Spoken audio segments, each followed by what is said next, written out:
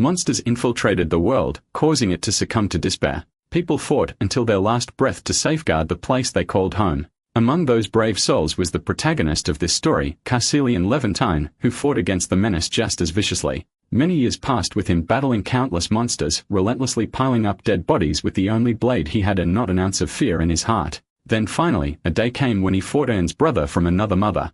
That bastard was one tough nut to crack. The battle was brutal, but he eventually took down the piece of shit. In the aftermath of the battle, he too succumbed to death, but fate had other plans. With his soul drifting through this endless void, he met a human boy hailing from some planet known as Earth. The boy's name was Seo Dojin, who was on the brink of death for some unknown reason. Before dying, he wanted to make a simple request to Van Dayen, who immediately refused even before listening to what this boy wanted to say. After all, bro just wanted to die peacefully. He was done with all the shit. He lost his country to the monsters, lost his loved ones, and eventually died a dog's death. While this boy Seo Dojin didn't really want to live either, he desperately wanted his family to have a good life. Well, it seems like Van Dayen is finally ready to listen to this dude's request. The boy lights up like a kid in a candy store and musters up the courage to say he wants his family to live peacefully. And so our boy gladly takes on the job to protect this boy's family and finds himself on Earth. Now rocking the body of that teenage boy, Dojin, our guy is on a mission to infiltrate Namsen Gate, which is rank C for obvious reasons.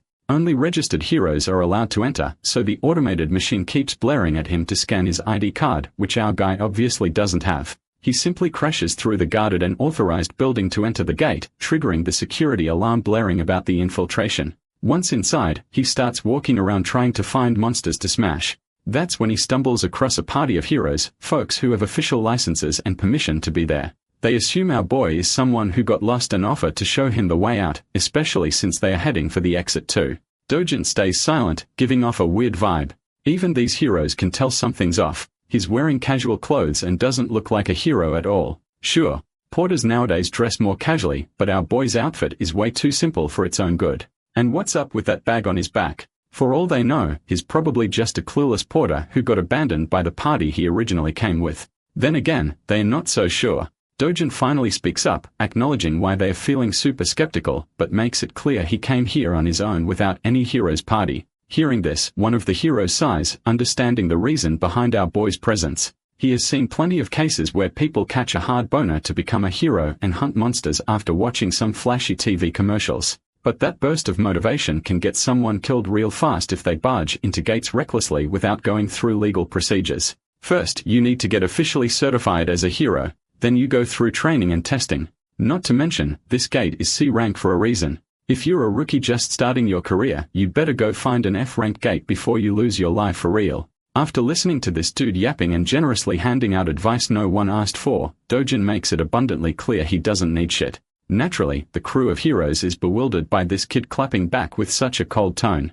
After all, they were just trying to help. So they get a bit pissed, but the leader tells his comrades to hold their horses. If the guy doesn't want help, then fine. Leave him be. The leader is confident this kid will eventually learn the hard way why you don't cover your ears when someone wise is talking. They hope he finds out just how unforgiving these gates are, unlike the TV shows that glamorize being a hero like it's the second coming of Christ. Soon enough, Dojin finally comes across a giant troll staring him down, ready to eat him alive. The monster unleashes an attack only to miss and hit the ground. Bro moved so fast the troll couldn't even process what the hell happened. Then he balls up his fist and delivers a devastating punch, hard enough to blow the orc's face clean off. It's basically something out of One Punch Man or Omni-Man on a killing spree. Now that the monster's out of the picture, here comes the juicy part. Time to loot, baby. First, he grabs the sword that bastard was carrying.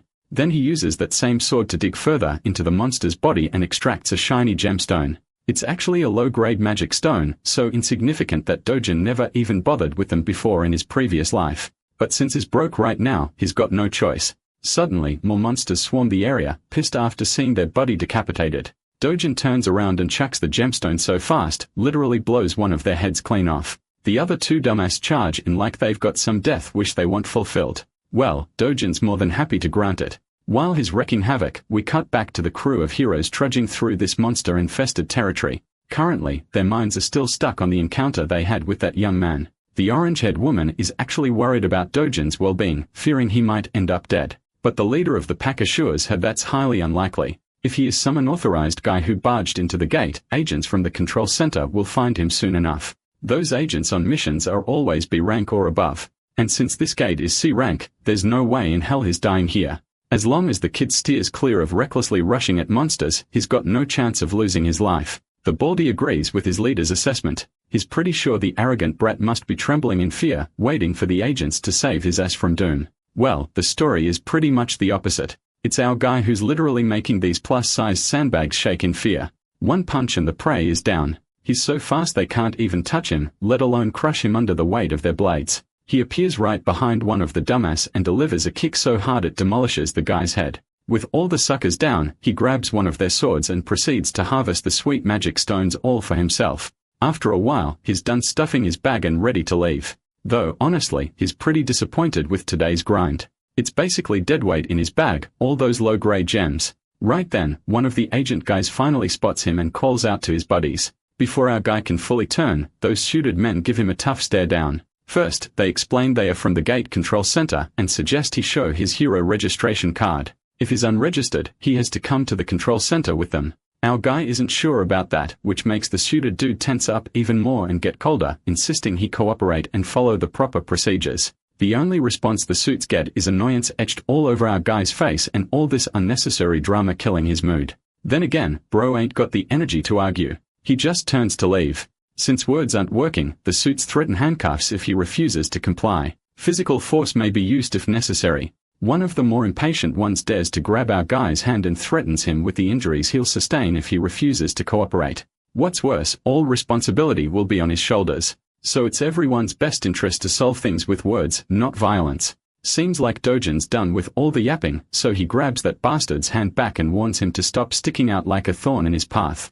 This chilling warning makes the poor suit guy instinctively scared. A chill runs down his spine. The other two bastards pull out their magic-infused batons. They are actually grade 4 magic staffs, powerful enough to subdue an orc, but they don't have enough power to hurt our guy physically. So he aggressively twists the bastard's hand, making him whine like the whiny bitch he is. Bro then issues a final warning. They better leave now if they don't want to lose the last shred of dignity they have left. Eventually, duty-bound suits are forced to retaliate with violence. They try their best to tag our guy with the magic staffs, but none succeed. Our guy delivers a crushing blow right into the back of one bastard, then hits another in the belly. Next, he focuses on the guy in glasses, the last man standing. The last dude senses what's coming and gets tense. Dojin blows away, vanishing into thin air, causing the bastard to panic at literally seeing a man disappear. Then out of nowhere comes a sneaky punch right into the gut, making the bastard stagger backward in pain. Seems like Dojin is tired of all the bullshit and agents chasing him, so he finally starts thinking about registering as a hero after all. The agent assures him that as long as he avoids shady or illegal stuff, no agents will be out hunting him. Dojin then questions this thing called a rift, a question that completely throws the agent off. Quick context on how this world operates. There are multiple passages connecting to another world where strange monsters live.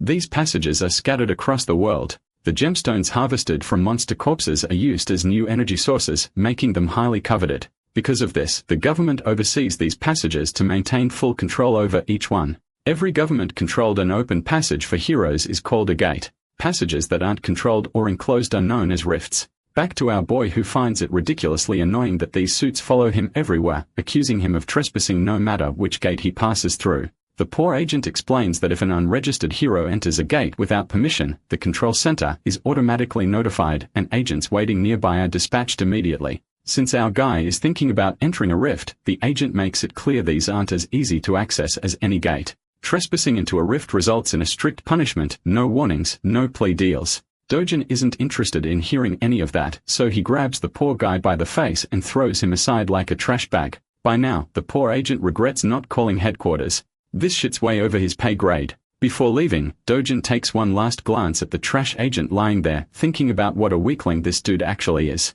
The weakling seems to have a fractured arm and is busy shouting threats, promising to catch our boy and put him behind bars. The scene transitions to Seoul, Gas and Digital Complex in Gyeongchang District. This giant building is now known as the Hero Complex. Here, all trades related to magic stones or anything found in the gates go down. And nowadays, this place is busier than ever. Dojin can be seen heading toward one of the stores that deals in buying and selling magic stones. Upon entering, he's greeted by this Gen Z bastard, busy scrolling through brain-rotting Insta reels.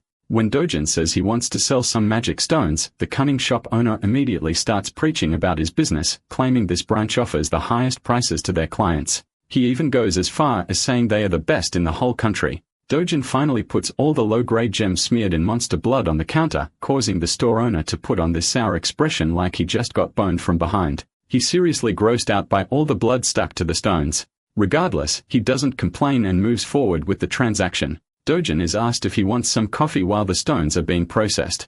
A little while later, he is sipping coffee while the shop owner carefully cleans the blood off the stones. Afterwards, the owner calculates the total amount due. There are 12 low-grade magic stones, 16 medium-grade ones, plus 5 upper and lower-grade stones as well. After deducting a 40% commission, Dojin is set to receive around 5,500,000.01. Well, our boy isn't too comfortable handing over 40% as commission. It just feels unfair because he did all the hunting and wasted his time. So how the hell does this bastard think he's entitled to nearly half the money? The shop owner proudly claims is being generous, charging only 40%, especially since every competitor in this business charges 45% or more. He's so confident that he even offers Dojin to take his stones back if he doesn't like the price. After all, no one else will offer more, or at least that's what this bastard claims. Our guy ain't falling for that trap and starts stuffing his precious stones back into his bag. Seeing his tricks aren't working, the bastard grabs Dojin's hand before he leaves and demands compensation for the appraisal and the coffee he drank.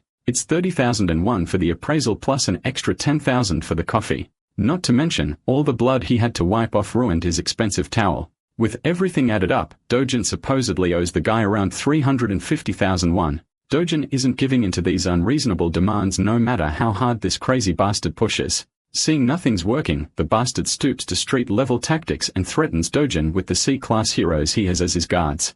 Right then, those big guys barge in through the back door asking why they were called. If anyone's causing trouble, they are ready to deal with them. Dojin in response shoots a sharp glare at the bastard who stares right back with the same intensity. A while passes and the scene cuts to the terrified sweaty face of the shop owner who had been acting cocky like he was the main character. But he got a reality check when Dojin took down his 3 pigs without breaking a sweat, making it clear who the real MC is.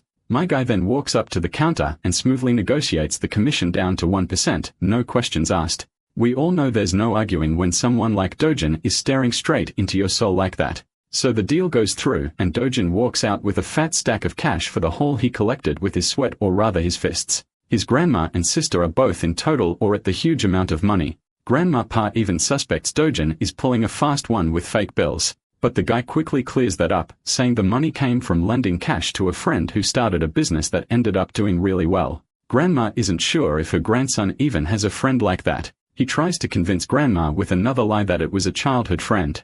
Eventually, Grandma stops asking questions, at least the big ones. Meanwhile, Dojin's sister is super proud of her big brother for making their family rich. The doting brother pats her and gives her hope about the luxury life they'll be living from now on. The little girl just jumps around happy to be rich. Watching her so happy, Dojin realizes is actually making progress fulfilling a promise he once made. He remembers the words of the owner of the body he's possessing, whose one dying wish was for his grandma and his half-sister, Yoon Young, to live safe and happy lives. That poor guy disappeared right before Dojin could say anything. And when he woke up, he had become Seo Dojin. Now his only mission is to make sure this little family lives safely and comfortably. For that, he wants to buy the safest house in Korea, which currently costs 110 billion won. For him, making money won't be an issue as long as he gets his original strength back. This world shares a lot of similarities with the one he came from, the one that was destroyed. The only big difference is that rifts, gates, monsters here are all marginally weaker than the world he once saw fall. To him, who held the title of Sword God in his previous life, this place is nothing but a sandbox. So far, he's only been fighting at 1/10 of his original power. Suddenly, there's a knock on the door, and the visitor says he wants to see Seo Dojin.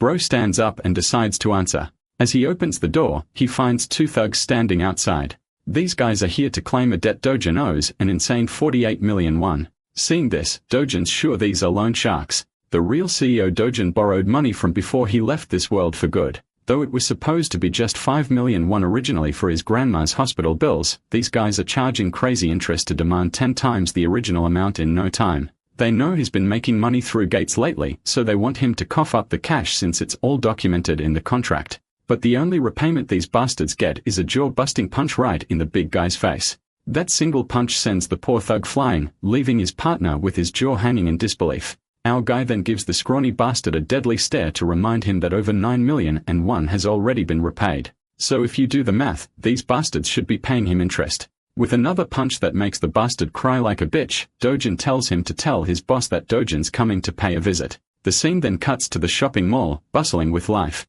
There, we see sweet little Eunyoung lighting up a kid in a teddy bear store. Dojin brought her here for a shopping spree. Today, she's free to get anything she wants. You know, our boy wasn't always that soft-hearted pookie in his previous life. It's the original Dojin's memories that revitalized his dry emotions. It makes his heart warm up to see how kindly Dojin treats Eunyoung even though she's only his half-sister. So he wants to keep doing the same and make sure to give all the love he can muster for this little girl. The little girl finally chooses a stuffed toy she really wants. It's a small but cute bunny. She picks it modestly, making sure she's not being extravagant. But Dojin picks a way bigger stuffed toy for her. He doesn't want her to hold back at all. It's her day, and she can pick whatever her heart desires without thinking twice about money. They both treat themselves to some good food too. As they enjoy their meals, an unfamiliar voice calls out our boy's name. It's a middle-aged woman followed by a bunch of bodyguards. This chubby MILF seems like yet another trash talker who loves to hate on our boy. First, she points out his lousy sense of dressing, then she questions the girl sitting next to him. She's bold enough to throw a jab, saying he must have knocked someone up and had this girl just like how his mother brought him to this world. Of course, these sharp jabs infuriate our boy beyond anything. Meanwhile, the little girl has no clue who this lady is or why she's trash-talking so casually. This MILF then promptly turns her attention to the girl and asks her name. The girl introduces herself as Lee Eunyoung, which makes this trash MILF realize she's Dojin's sister. Out of habit, the woman throws a jab at her clothes too, calling her a mess. This bitch isn't sparing her deceased mother either, and all of this is just getting on our boy's nerves real bad. But for some reason, he's holding it all in, not trying to get aggressive with her provocations. Even this MILF is pretty astonished at how Dojin is keeping his composure, not falling for her traps. So this bitch decides to go one step further. This fat piece of work is bold enough to ask a child the meaning of harlot. Well, that's the last straw. Dojin snaps and calls her an ugly woman who belongs to a tribe of orcs.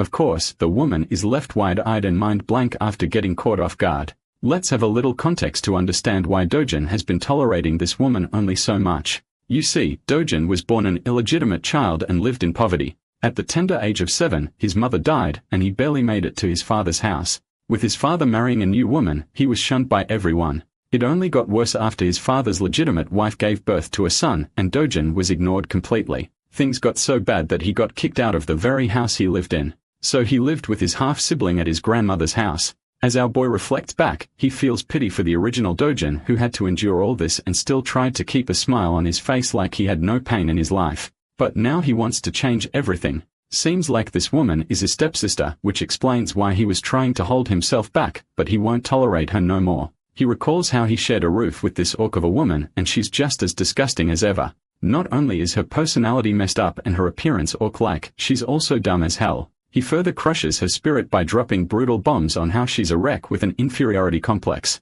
That's the only reason she projects her insecurities onto others by calling them ugly. She's just a gold digger obsessed with others, and that's the real truth the world should know. As he continues to crush her under his sharp jabs, the entire shopping mall watches them like they are the center of attention. The orc lady is totally annoyed and about to lose it, but then Dojin's stepmother walks in. Seeing her mom, the orc lady approaches her like the whiny bitch she is, complaining how this kid just shut her down with words. But this mother is aggravated to see her daughter whining like that and shuts her up with a cold glare. Not gonna lie, bro's got one heck of a stepmom. At first, I even thought the orc lady was his stepmom. The hot mama turns her attention to our boy and greets him with utmost grace. She's inviting him to come back home and hang out for some fun, but Dojin knows all too well that this facade his stepmom is putting up is fake. After all, she's the one who caused the most misery and unrest in the 12 years he lived with them. The woman continues reminding Dojin of things he never wants to remember, triggering his PTSD and making him go full serious mode. With a tone colder than your mother's jokes, our guy tells this bitch to get the fuck lost. That's a major slap to her dignity, being shit-talked by someone younger than her. She just twirls around and leaves with the last bit of dignity she has left. For real though, she wasn't expecting him to clap back so sharply. She's left wondering if he's the same guy who would just lower his head even when she slapped him for no reason. Her bitch of a daughter follows along with their bodyguards also following the both ladies. Honestly, these guards played the perfect role of mannequins in this ordeal. Let's shift our attention to our boy. Seems like these two girls totally ruined the time our duo was having, so our boy decides to be on his way too. The way he reacted to his stepfamily was intentional. He wanted to make one thing clear. The Seo Dojin who couldn't even speak up for himself is gone. It's high time his trash family realizes that. We then cut to a Mercedes zooming down the road. Inside the car, we see both the trash mother and daughter. The daughter is pissed at her mom for just walking out quietly instead of putting Dojin in his place. As she vents her frustration and curses our boy for the humiliation they suffered, the mother orders her manager to answer why Dojin is still alive. While Baldy has no clue how this dude is alive, it doesn't match the reports. The woman blares at the top of her lungs about the bullshit this man is spouting. How the heck could he be alive if they made sure the job was done and clear? The poor guy assures her he'll look into the matter again and make sure this time the job is executed properly. Meanwhile, the trash daughter has no clue what her shady mother has been plotting all along. She's rattled hearing talk about killing and dying. Eventually, the mom poses a question to her daughter, wondering if she has feelings for Dojin. This catches the fat pig off guard, making her blush and flustered. Actually, she's worried about Dojin dying because if grandpa or dad find out, they are gonna be in serious trouble. The mother grabs her daughter by the mouth hard enough and drills her to stay the hell away from her business. The mother is dead set on claiming Dojin's life with no plan to spare him, especially not after how he dared to talk back to her. Getting rid of him is the best revenge she can think of. A decade ago, the world took a turn to chaos with the appearance of the rift. This terrifying dimension gave birth to monsters spawning from the portal, armed with the objective of slaughtering humans upon sight. Their terror didn't stop. It was ceaseless and eventually demolished the world, scarring it with destroyed cities engulfed in flames. However, just like the appearance of the dark forces, there came the emergence of the light in the form of valiant warriors called the heroes. With their emergence, the first discovery of mana stones was made from the dead bodies of the defeated monsters. Back to the present, Dojin's going somewhere, reflecting how monostones quickly shifted the world's dependence from traditional energy sources. Because of their key role, countries decided to center their attention towards the emerging rifts, basically claiming priority over them so they could extract resources. With the current state of the world in motion, all of its industrialization is completely reliant on the concept of gates and the dependence of heroes. And because of that, the profession that can be classified as a hero reaps high rewards. A consistent high salary can only be achieved via becoming a proper hero. Dojin's arrived at his destination, and it's actually the Yongdongpo HCS capital establishment. I know that's a mouthful, but you guys will see why he's come here soon. He finds himself entering the building, and upon first glance, the boss and his clowns look like your average run-of-the-mill thugs who want to scare people with their ugly faces. But Dojin is pretty chill about the situation. The boss puts out his cigarette and points out our boy's audacity to not only beat the crap out of his goons, but also to show his face at the door. It really shows that Dojin really doesn't give a flying fudge about anyone. He cleverly tells the organization's owner that in reality, it's actually Dojin himself who found himself at a real loss. That statement is ridiculous from the point of the view of the boss, so he seeks clarification on what our guy means. Dojin clarifies that, actually, he's come here to receive his well-deserved compensation. After all, he's endured mental, physical, and materialistic losses all this time because of the existence of these clowns. With his strong and serious words, the boss has noticed one significant change from the boy's personality. Something about the kid has changed. He's no longer the soft-spoken spirit or the gentle person he was. Then there's the added evidence that this same kid destroyed the lackeys he sent to his door. All things considered, the boss's leading suspicion is that Seo Dojin must have experienced a unique kind of awakening throughout his experiences in the gate. Despite knowing this, dude still decides to act arrogant and tells Dojin that his newfound confidence because of his awakening will become his own undoing. The hypocrite calls our boy for being overconfident in his abilities. And to back up his claims, he brings over a bunch of grumpy men to intimidate him. Of course, he can pack all the muscle he needs, but to the experience of the sword god, they are practically insects in comparison. The boss is talking out of his ass and states that even those awakened people end up getting killed like deadweight and low-class heroes in the end. The funniest part, bro is under the assumption that Seo Dojin is nothing beyond the level of a D-class hero and that his organization can easily stomp on someone as weak as that. Meanwhile, Dojin is just chilling on the sofa in the background while five guys are staring him down. Without showing even a hint of amusement, he orders the boss to sit the heck back down. The boss is astonished to hear him continue to speak in his previous tone while Dojin emphasizes with a serious face that he's not done talking. Hearing him say something like that, one of the guys decides to get his balls tripped up and challenges Dojin. Amusingly enough, our boy happily takes off his glasses, adding more to his confusion. And then he hammers a Mike Tyson ballistic universal machine gun rocket punch 9000 in his damn face. The dude is sent flying from the impact while his friends are at a loss for words. But that's not all, because the beating is shared among the group as Dojin knocks down another one. Keep in mind that while he's beating their asses, he's calmly making his points too, sharing his knowledge of the boss's secret shady business underneath the cover of a money-lending business.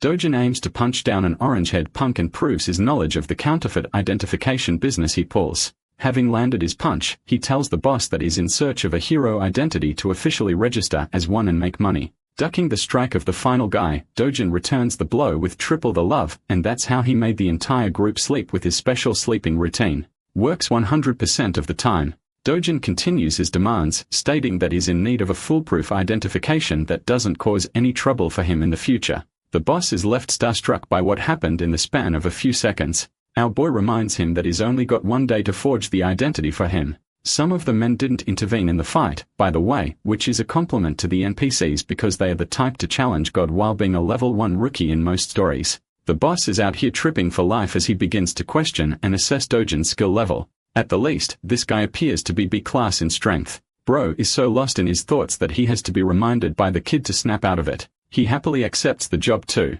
Finally, Dojin grabs his shoulder politely and contrasts it with an intimidating expression on his face. He wants to know if Hong Hee-ju, his stepmother, ordered a hit on him. Of course, this is actually pretty much the case, evidenced by the conversation she had with her daughter and assistant earlier. The boss is at a loss for words until Dojin forces his grip so hard that the guy yelps in pain. Even his scrubs are looking helpless for their boss. I have to say they should really change their barbers too.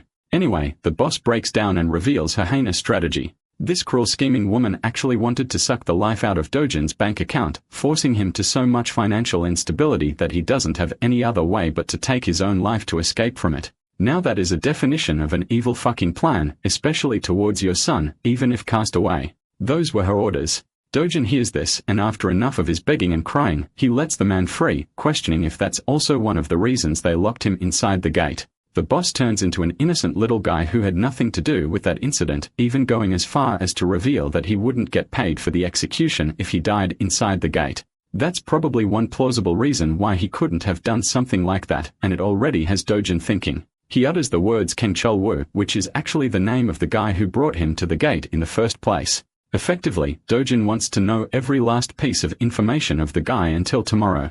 With his two demands stated, he leaves politely, completely changing the atmosphere of the room from which he first entered. After that conversation, Dogen is left with a deep contemplative state again. The real Seo Dogen only had one desire. He wanted to protect his little sister and his beloved grandmother no matter what. On top of everything that happened, it just adds another layer of misery and shows the kind of life the poor kid had to endure while being helpless. But not to worry, because the sword god is ready to do what he must in order to set the record straight. The following day, guess what? Our boy's officially registered and is also got AB rank rating, which is convenient, unlike all the other stories where the main character just has to be at the lowest possible rank for style points. Tapping the card on the machine, he proves the card's legitimacy because it recognizes his identity into the system. However, it warns him that the rank is still lower than the dangerous quest is about to take. This is actually pretty annoying to our boy, who thinks that maybe he should have peeved the bastard to assign him a higher rank so that he couldn't run into these problems. Despite the system's repetitive warnings not to enter the gate far above his level, Dojin doesn't give a damn and goes anyway. Let's talk about the specifics of the Night Island gate. It's actually just AB rank gate, but the logic doesn't mean AB rank hunter can survive it. Heroes are always recommended a class higher than the gate rank for mission safety. Anyway, the scale of the dungeon is considered rank D, which means it's spread out and will be difficult for solo hunting. The good thing, however, is that it's in the form of tunnels, which means to some capacity, solo hunting won't be that hard for him this time. Because of the gate scale, it is highly recommended that a rank hero take on the task, but the words risk and danger don't exist in our boy's dictionary. If anything, the worst that could happen is that he'll have to face off against an entire fleet of monsters in a narrow tunnel with little to no room. Dojin smiles at his first opponent, which is a giant serpent with a chaotic purple aura. For most heroes, this would be a sign of terror, but for him, this is a sign of good luck as he prepares his gauntlets to get the battle started. Oh, and by the way, the serpent has a bunch of its friends too, and their tongues remind me of the Alien movie. Anyway, they do their best to attack, but it's pointless because our boy is such a killing machine that he snatches and collects the mana stones like the monsters never even existed. The Black Killing Viper is a class of monster that is known for its hyperactive paralysis poison that can knock anyone down even with the slightest contact. With that in consideration, Dojin charges to propel himself at bullet speed and launches full swing. In a short span of time, he's about to slice and dice the creature all over its body, splashing blood until he severs the monster in half. With the creature defeated, Dojin notices his equipment. The gloves he purchased are ensuring the poison doesn't get in contact with him, and for the price of 300,001, they are holding their ground. Returning to the hunting session, Dojin turns his attention to 4 more of these ugly limbless lizards and begins blasting right through their heads with his powerful speed. More and more blood splashes out until the vipers are sent to the afterlife. Dojin stands there, busy searching for a bunch of magic stones by clawing from the monster's flesh. To his disappointment, there isn't any magic stone around, but this is according to the rules of the previous or the original world. And in that, these monsters only have a drop rate of 3% for mana stones. This means that he's gotta hunt down at least hundreds of them for good loot. Walking his way along, he discovers Mr. Bonehead. You might be thinking it's the boss, but Dojin's got a different opinion. And as he asks the oversized serpent if he's the boss monster, because definitely the snake will answer like a good friend. Anyway, Dojin thinks it's a good thing this big guy appeared because he won't have to worry about getting lost anymore. Spiraling into an immediate strike, he plans to end the battle quickly to return home. But then an unexpected thing happens. Despite having successfully landed a brute strike, his punch doesn't have any effect on the creature. Bro just gave him a tattoo on the head instead. While he's in the air and unable to dodge, the creature bashes him into the wall with its tail. Dojin sits there having crash-landed. It probably gave him a reality check about the boss monster's strength, I think. The creature whips out its poisonous fangs and hisses at him like the average girlfriend when she's hungry. The creature attempts to bite him down, but luckily, he evades the attempt. Using the momentum of his evasive maneuver, he bolts right back into motion with a powerful punch that connects with the creature's body and leaves more cracks against its hard shell. From this second attack, one thing has been made clear to him. The boss monster has an unusually tough exterior, making it a greater challenge than the rest of the vipers he disposed of. The shell is so powerful at his current level that he can't penetrate with one strike alone. This reverses the situation on him, making him question if he should aim for a different battle strategy. At his original strength, the sword god would mop the ever-living floor with this beast. But then suddenly, he notices something. It's the sword of the warrior who lost his life fighting the boss. And now you guys are about to know why he's called the sword god and not the fist god. Even though the weapon is extremely worn out after the fight, he grabs hold of it, believing that a sword is only as competent as its wielder. With that knowledge in mind and the blade armed in his hand, he walks towards the monstrous snake. The creature propels itself forth to strike him down again. Bursting with incredible speeds, Dojin responds by going high up into the air, proudly declaring that the creature should be honored that is going all out to kill the beast with a sword. Despite the sword's condition being crap, this guy literally unleashes so many flashing cuts in the span of a few strikes that it leaves the snake's body eviscerated. The serious fight turns into a funny conclusion with the snake dying in the background while our boy's sword is reduced to dust. It's a good thing he wiped the creature out while it was still holding on. With the boss monster dead, Dojin thinks of a smart idea that I don't really see many other protagonists implement. He takes off one of the fangs of the creature, believing it could be used as a nice material for a short sword with a bit of refinement. Considering this as a reward for his journey, he exits the gate. By the time he's exited the gate, it's already a starry night outside. He spent more time at the B-rank gate than he thought. And with the way things turned out at the end, it only pushed him to pursue and restore his strength back to full health. Also, he's a bit happy that his old friends don't get to see this weak version of him because that would be embarrassing. Back from the hunt, he goes to appraise and sell the magic stones. Before him, there's actually another hero who has come to present his great stash of magic stones. The cheapest receptionist treats him like shit and points out that the commission rate is the same as 40%. Even the innocent guy can sense the bullshit behind that overly high rate. He even calls it out, stating his concerns and calling himself a normal guy. The receptionist, just like what he did with Dojin, clarifies that their rate is actually the lowest among all the appraisal trades. The gate center is 5%, but that's without taxes. From the perspective of the sleazy appraiser, this is a great deal for heroes to have that earns them good money. The cash is handed to the hero, who doesn't really complain much, except concerningly asking about the dude's messed up face. The funny thing is how this guy is still repeating the same script even after getting his face bashed in. Bro plays it off stating that a psychopath first obliterated his guards and then he left him with this treatment. The hero thinks it's actually the fault of the receptionist for keeping low-ranking guards around at the C-rank level. After all, rank isn't the only thing that matters in their world. Skill plays a huge role too.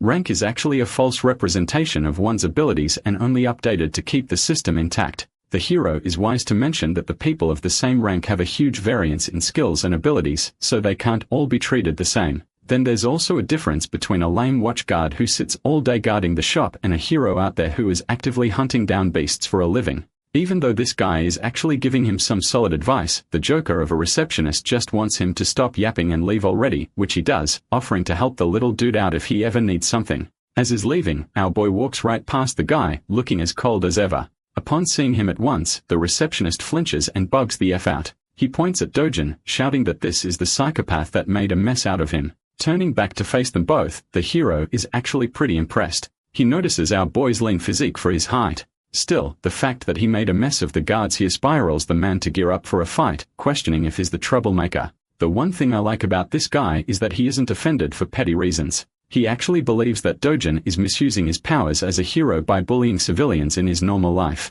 Of course, it couldn't be further from the truth since he only knows one side of the story, but it's still quite interesting to see realistic characters. The receptionist is enjoying the scene, knowing that this guy is actually a 7-year-old veteran hero.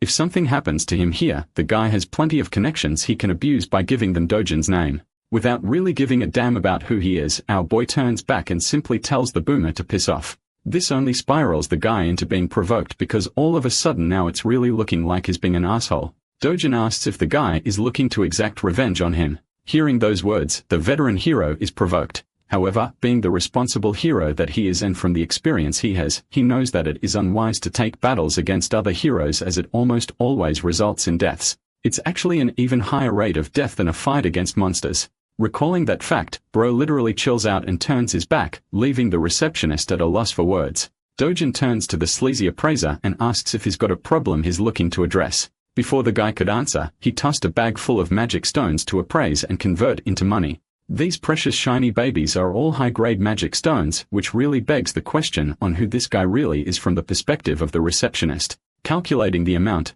wins up to be a total of 150 million and one.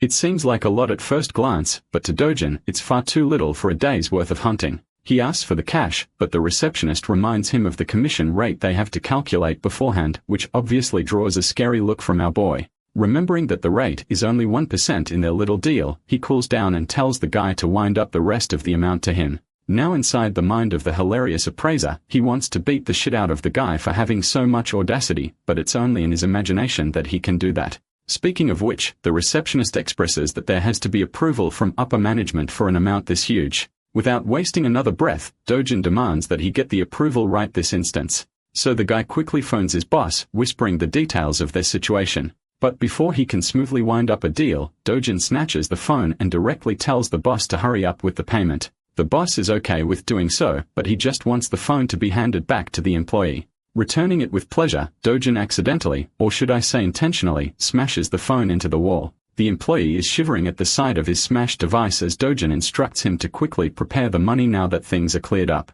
And that's how the receptionist prepared numerous bags full of cash for the transaction. By the end, the guy is left devastated at being forced in such a way. Maybe you guys feel pity for him, but remember, he continues to scam nearly half the amount that ordinary heroes earn after risking their lives. He's a scumbag. 10 minutes passed and the boss quickly found himself at his store, enraged at why his employee wasn't picking up the phone. The hilarious part is that the receptionist throws in the towel and embraces an immediate resignation. The boss then sees the guy's phone smashed into the wall, giving him a good idea of what went down. Seeing this, he pulls out his phone to call Ju-Yun, requesting that she come here at once. Ju-Yun appears to be a famous young woman donning beautiful purplish pink hair. She's so recognizable in public that people are celebrating her name as Hyeon Ju-Yun and treating her like a celebrity, not to mention that she looks dope as hell with that outfit. She arrives at the store and stuns the receptionist with her presence, giving him a nice greeting with a smile. There's a big reason why everyone's making a big fuss about her. She's the country's 4th S-rank hero in the lineup, nothing short of amazing.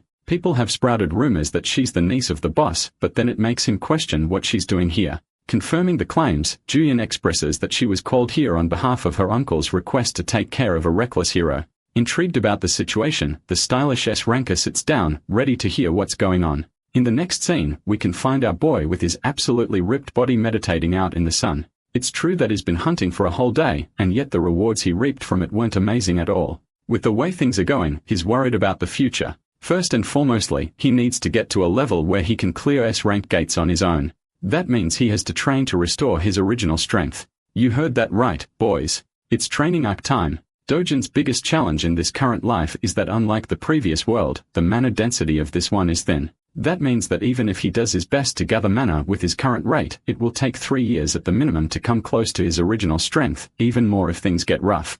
On the bright side, he could aim for better equipment for battle. But the issue is even the most terrible equipment easily runs for hundreds of millions, so that would be wasting money. Suddenly, a chill runs down his spine as he senses the presence of someone dangerous. Fixating his sight on Eun-young, he grabs the little girl at full speed and demands that everyone go inside quickly. Back inside, he shuts the room down while his grandma eagerly questions what's going on. The entire structure shakes with a loud quake, making his grandmother flinch and question in terror if they are having an earthquake. Little Eun-young is in a state of panic, but the truth is something only our boy knows. This isn't just an earthquake. It's something else. Dojin senses the sharp and violent energy outside. A rift has just cleaved open into their world, and it just so happens to have manifested on top of their house. Rushing to take care of the problem, he tells his loved ones to stay inside as the situation outside is dangerous for them.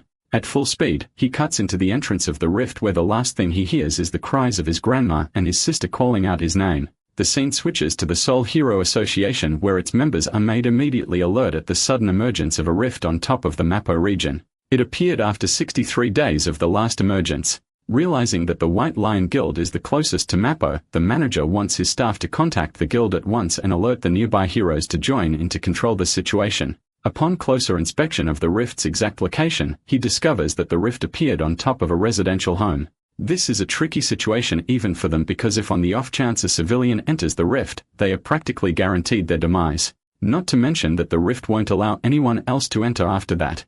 And if the person inside dies, it will send out a wave of crashing monsters in 10 days' time, causing chaos and destruction for the people living in the region. The monster wave would become so uncontrollable that Seoul's safety will be fully jeopardized. The manager is curious about the person who interacted and entered the rift. Turns out that they know Seo Dojin has taken action as is the resident of the home. According to his grandma, he entered the rift to protect his family. From this information, they are under the impression that he's not a hero, and that complicates things because the chances of an ordinary civilian returning from the rift is next to impossible. This causes the entire staff to feel despair and helplessness for the situation as they can do nothing. In the next scene, we actually find Dojin's pissed-off stepmom annoyed hearing the news of his new awakening. She can't believe her ears. Her assistant reports that while he hasn't officially registered with the Hero Association, they've come to verify that he's indeed now an awakened individual from his last gate experience. This makes her frustrated because Ken Chol-woo was supposed to finish the job, and instead it only made her target even stronger.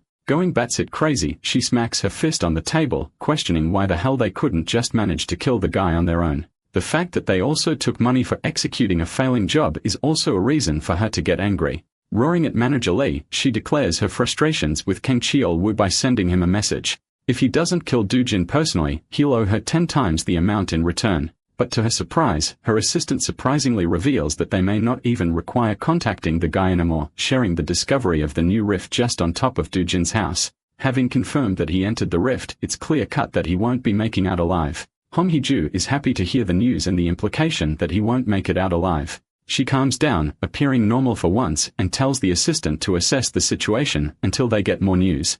As for our boy, he's just arrived in the rift's domain. It's a forest. In fact, it's the same forest that he once used to enjoy his youth in while resting. The forest of Patiswa is exactly the same in its reconstruction down to the very last details of how he remembers it. Even the rich manor inside carries the same weight. Following the pathway, he smiles at his reunion with the all-powerful world tree. This tree exudes mana in its purest form, the most divine structure and the core of the world's stability. So much so that when the old world fell, it started when this tree was incinerated to the ground, forever tampering with the flow of mana. However, in this rift dimension, the tree is fine and just how he remembers it. Though he's unaware of the cause, one thing is for certain. He has a chance to reclaim the mana he lost by absorbing it from the tree. Meditating underneath the excellent flow of mana, our boy is getting his strength clearer and clearer. He spent more than 3 days sitting exactly like this, forgetting to eat or drink or tend to his bodily needs. 10 whole days passed and all he could focus was on harmonizing his breathing. By the end of the 10th night, trouble came looking for him and disrupted his meditation.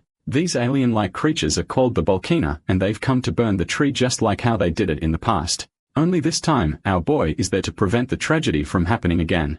The creatures lunge forth to attack him while Dojin regrets being unable to have a water element sword to knock them all down with ease. The burning monsters roar to make their way to him, but our boy is replenished with so much mana that he no longer cares about a weapon. He is the weapon, and those hands are rated E for everyone. Extending his hand towards the monsters, he exerts so much authority from his mana alone that it knocks down one of them. The second creature is stunned by his ability. Let's break down what happened just now. What he did there is called mana release and not exactly telekinesis. It's a blaster-type attack that uses raw mana as a detonation strike. It had been a while since he used this ability in such a way, considering he was low on reserves all this time. Anyway, the Vulcaner creatures aren't done just yet. To retaliate, they release charged blasts from their mouths in return. These pulsing laser beams quickly make their way to our boy, appearing the calmest he's ever been. His mana alone is enough to protect him from any damages. Stepping towards the creatures while he's ignited with a burst of mana, he remarks that he's finally protected the world tree.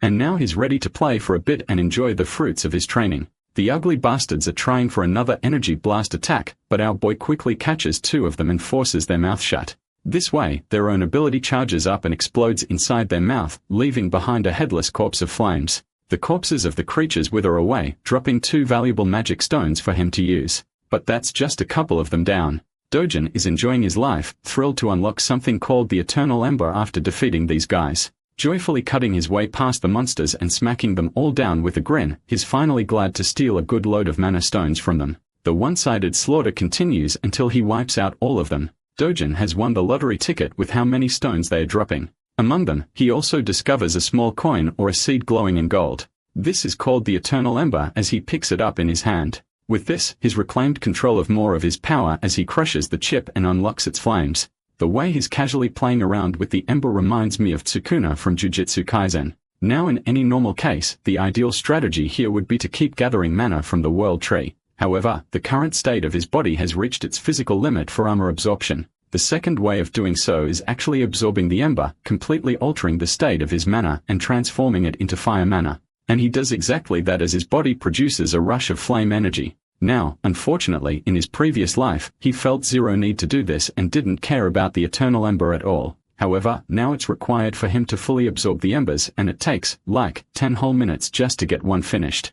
Luckily, he's got a whole bunch of these collected for him, so his goal is to absorb as many as possible. The appearance of the rift has sparked a public interest. The reporters are all gathered around our boy's house while agents and association staff are protecting the place. Bang Song-ji-yu is pissed off because of one guy's arrogance to enter the rift prematurely. I have to point out that he looks like a carbon copy of Yeon-ho from Solo Leveling, but with a cleaner haircut, I guess. We also have our protagonist but with blue hair. This guy is called Kim Hyun-woo and he sympathizes with Do-jin's actions to save his sister. But Sung-gu doesn't buy that explanation at all, accusing our boy of heading in like a greedy guy who wasn't ready for the consequences. It would have been fine if he unilived himself the normal way. But if he dies in the rift, the place will become a detonation ground for monsters to come pouring out, and that's the issue really. Hyun-woo asked for Gilma's input, and apparently Gilma has told them to just do things according to the protocols. Hyun-woo questions the recent emergence of rifts popping all over the world in various countries like the US, China, Switzerland, Turkey, and the UK. That's one reason Gilma is having a hard time managing so many rifts all at once. This kind of phenomenon doesn't really happen every day, and yet some of the nations were able to easily contain the threat with ease. But for South Korea, they are out here pissed as hell because their situation could very well turn into a disaster because of one guy. Song-ji-yu is so pissed that he wants to beat the crap out of the dude who went in and is begging for the rift to throw him out. Speaking of the gargantuan Purple Gate, 28 days have passed since its first appearance. The same goes for the number of days Dojin has spent inside. Now the Hero Association is afraid and has already cautioned the threat as a level 1 wave. Dojin's identity isn't revealed to the world just yet for privacy reasons, but they are calling him Ordinary Person S for now. While the rest of the world is clueless about Dojin's identity, the boss of the money-lending organization catches on quickly and connects the dots. Even his assistant confirms the report to verify the information of his involvement. Kim Eun-ji plays as the right-hand man to the president, Hwang Chang-seob. Chang-seob is curious and wants to know Dojin's chances of survival to make out in one piece. Yes, I said the thing. As a ritual of this channel, the One Piece is real. Moving on, the assistant is pretty damn certain that an ordinary person has roughly less than 1% chances of survival. But the mere mention of Dojin being treated as an ordinary person carves an amusing smile on Chang-seob's face. That same regular so-called person put his men in the hospital and gave them bandages for weeks. From the perspective of the world, they are vastly underestimating the abilities of the one civilian that went inside the rift. Now Chang Sub is also interested in hearing the chances of someone surviving as an awakened individual. For that, his assistant believes that it would ultimately depend on the level of the hero, and it's tough to make a judgment call without accurate information. Even Chang Sub admits that fighting ability is different from pure surviving ability, and then it introduces a whole different level of complications when you're inside a rift of all things. Anyway, one thing is for certain, the bastard hasn't changed his ways. Chang Sub wants to protect Dujin's family, but not for noble reasons. Nah. This scumbag intends to sell the organs of his loved ones in case he doesn't make it back. And even if he does, he's gonna pin the blame of debt on him for taking care. This guy is the embodiment of a leech. The scene transitions to the mesmerizing world tree. Here, our boy is going full speed into his training arc as his body is now thriving with flame mana. He doesn't even know how much time has passed, but has been grinding by absorbing hundreds of the fire stones. With this, he's acquired so much fire mana that he can use it and manipulate it in any way he deems fit, not to mention his resistance to the flames has increased as a side effect. Comparing his past self with his current self on the basis of fire attribute alone, he thinks he surpassed his past self in a small capacity by mastering this ability. Embracing the world tree, he shares a tender moment with it. It's always served him in the time of need, even in the past and even now. Because of that, Dojin is grateful for everything it has done for him. As for his mana stones, he's made up a small bag using vines to store them all. With the stones collected and stashed, Dojin fully understands that he'll probably never get to see the angelic tree again. But even still, he's hoping for their paths to cross if the divine tree ever finds itself in danger. Because when that happens, he will be ready to protect it with his life. Now I don't know about you guys, but I really and I mean really enjoyed this gentle scene. That night, Dojin finally steps out into the outside world, emerging from the rift as a whole. Luckily, he doesn't sense anyone to be around, suspecting that most people probably thought he already died inside and that a monster wave would pop out at any time. However, he does detect the presence of someone strong nearby. Deciding to chase them down, he rushes to find the source. Shortly afterwards, he stumbles across the two agents. One pissed off and the other relaxed, both Hyunwoo and Seongwoo from last time. Now he understands that these guys probably represent the association from their outfit alone, which means in the off chance he gets caught, things will get really problematic. To combat that issue, he whirls up a ball of flame and chucks it into the air with a forceful lunge. That attack winds up finding its way across the building, resulting in a loud explosion upon detonation. Both Hyunwoo and Seongji were on red alert the moment they heard the crashing sound. Realizing that it's actually fire, they decide to chase after it. There, they discover a bunch of people standing in horror. Seongwoo questions what the hell is going on in the chaos. Meanwhile, our boy is impressed with his flame power so far. Its precision is good, so it will do him wonders. In the memory of his old friend called Tusk, he wonders if the mage would be impressed by his current level of flames. After all, Tusk was known to be the strongest fire mage on the continent, and they shared a good bond. Suddenly, Hyunwoo's sharp senses alert him to look for the rift. It appears to be acting up and right before their eyes. It disappears into the mist. Both of the agents rush to the site to see what's going on. When they arrive, they can't believe that the rift's connection to their world is no more. As for our boy, he's just making his way to his next destination without any problems. News breaks out the following morning concerning the state of the rift that lasted for a month in Mappo. It is announced that the rift disappeared 29 days after Seo Dojin entered the zone, proving the concerns of the Hero Association to be wrong about the monster wave. They have no idea about the unexpected disappearance of the rift, and they are currently investigating what went down. They also have trouble dealing with the cause of the fire that broke out at the time of the rift's disappearance in a junkyard. Now this leads most people to believe that Seo Dojin is dead and that this is just the consequence of his own actions. Unbeknownst to them, our boy is hidden in plain sight, observing the conflicting opinions of the people as some are sympathizing with the boy who lost his life. Unfortunately, the disappearance of the rift is heartbreaking news for our hero. He's devastated that he can't interact with the world tree anymore. Even though he can't protect the world tree, there is still one other thing he could protect in his life, which brings us right to the HCS capital again. Inside, the idiots are busy celebrating the death of Dojin, believing that they can easily get rid of the old granny and his sister afterwards. Changzub is just the kind of guy to squeeze people to death after all. One bastard is talking about how they should let the little sister grow up so they can use her in other ways. While they are chatting without policing their own words, a familiar voice greets them and demands for their boss. The scene cuts off right there, and we get to see Chang Seop humming and going about his day, satisfied that Dojin is finally out of the way and dead for good. His assistant reviews their appointments for today. Apparently, he's free for the most part except for a lunch with another CEO. Hearing that, he's happy because tonight, he can enjoy partying to his delight at a club under Madame Kang. It's basically senseless chatter until he steps into the building, and as he's climbing stairs, he finds his men being tossed around like playthings. Their blood is splattered around, and the cause of it all is someone he presumed to be dead. Our boy throws him to the ground and tells the filthy Changxiab to crawl back to him like a dog. That bone-chilling order from him has the president of the company quivering. Our boy acts like the real leader of the group and assumes his place in his chair. He then repeats his command to the ignorant Changxiab, who is still processing the weight of the shameless order. Without wasting time, he crawls like a dog. Ruthless as ever, Dujin then orders him to bark as he deserves to be treated like an animal. His loud and clear utterance of the command has Changxiab whining in humiliation.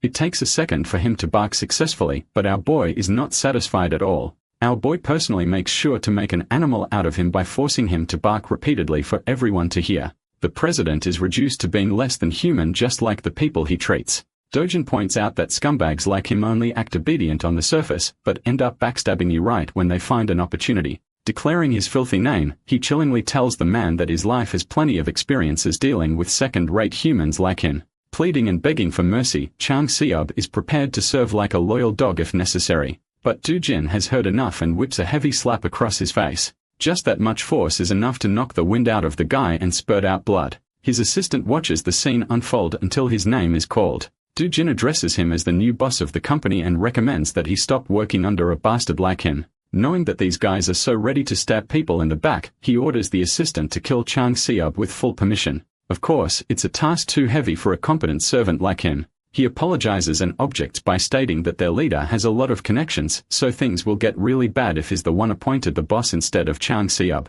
On behalf of him, the assistant pleads to Dujin to spare the guy just one more time. However, Dujin doesn't want to play around with simple words in front of them. He suggests wrapping Changsub's body in a barrel and removing all evidence by shoving it in the endless ocean. After all, it's just one of the things these guys excel at doing. Seeing as the boss's servants aren't willing to oblige, our boy takes a different approach with them. Dojin threatens the entire group that he'll toss everyone in the gate as monster food if they don't carry out this order. Yeah, the mere mention of that has Changxiab reduced to a pathetic mess. He can't take it anymore and keeps on begging for his life, promising that he won't ever betray and will always serve under Dojin. Now this puts the hero in a bit of a contemplation. Although he could kill off Changxiab right here and get rid of all his issues, something about him has changed in this life. Admitting it himself, Dojin has grown softer compared to his merciless past self. So this time he agrees, offering the guy a hand. I just know Changxiab is about to become religious as heck after this, praying to God that he doesn't get on Dojin's nerves again. He goes on to shake the hero's hand, promising to serve unconditionally from now on. But wait, something is strange. Why is his hand engulfed in steaming hot flames? Yes, though Dojin has gotten soft, he's still ruthless. Looking at the man dead in the eye, he reminds the scumbag that it's his final chance indeed. Dojin then proceeds to rip his hand off clean, reducing it to a charred paste. By the end of the meeting, he walks away, ignoring the agonizing cries of the president. He does leave them with a final warning. If even a single one of them tries to get in the way of his family again, Dojin will personally ensure their deaths.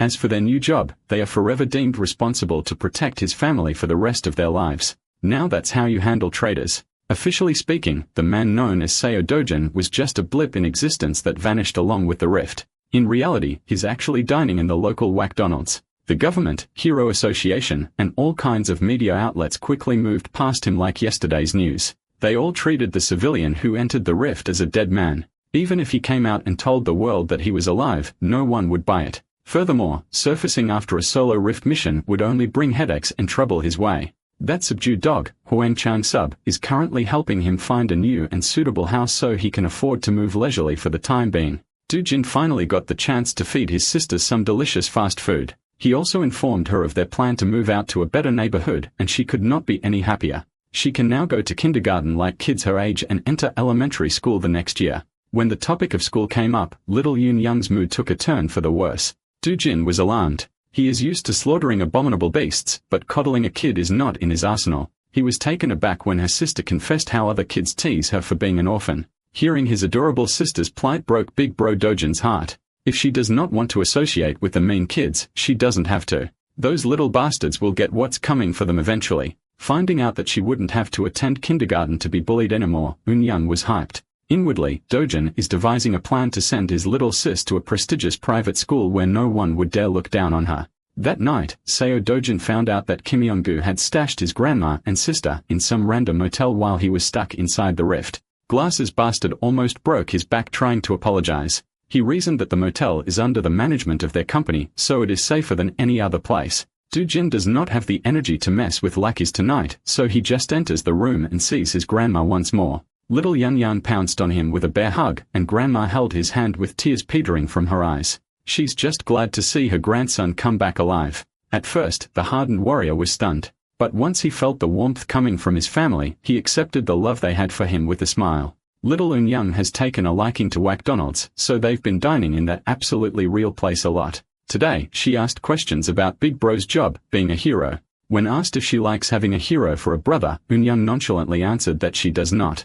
While it is cool that heroes are strong and cool, they are also constantly in danger when fighting terrifying monsters. Sometimes they even die, and little Eun Young just wants her brother to live with Grandma and herself for a long, long time. Dojin had been so used to mindless bloodshed. Having someone worried about his well-being is quite a new feeling for him. In the harsh world of the past, he was the last human survivor. He fought monsters and creatures beyond your wildest dreams. In the process, he lost a lot of things. Now that he's given a second chance in a different world, something incredibly precious has appeared by his side. Feelings he had long forgotten are coming back to the surface. In this world, maybe he can live happily. Maybe he can just live a quiet life with joy and love. While he was feeling fuzzy and warm on the inside, Korea's Hero Association was in shambles. Nadawang, founder of the Korea Hero Association and director of the World Hero Federation, has been stressing over the recent rift incident or the lack thereof. Their best people have investigated the site, but no new information has been found. Feeling clueless about the state of his territory is frustrating the founder.